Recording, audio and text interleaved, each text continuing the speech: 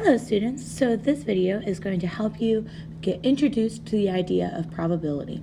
So probability, the simple definition, is just the likelihood an event will occur.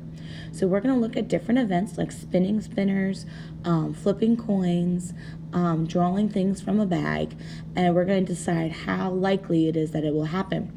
These can be written as fractions, decimals, or percents, and we'll be able to use all three.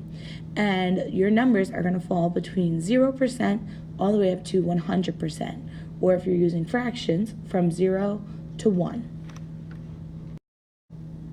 So the idea of the number line below is to help you realize where probabilities fall. So the closer they are to 0 or 0%, the more impossible it is to happen. So for an example would be to roll a number 10 on a normal dice.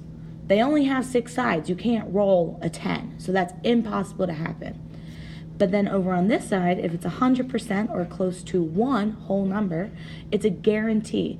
That means it's going to happen no matter what happens. So an idea of something that's guaranteed to happen is I'll go to Disney again because I love Disney. I always go. It is a guarantee I'm going to go again someday. But right here in the middle is where most of our probabilities are going to fall, is the 0 to 100.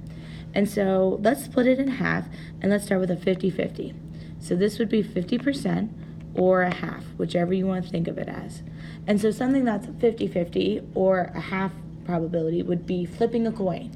Half of the chance is tails, half of the chance is heads. So that's where you see the 50-50 come from.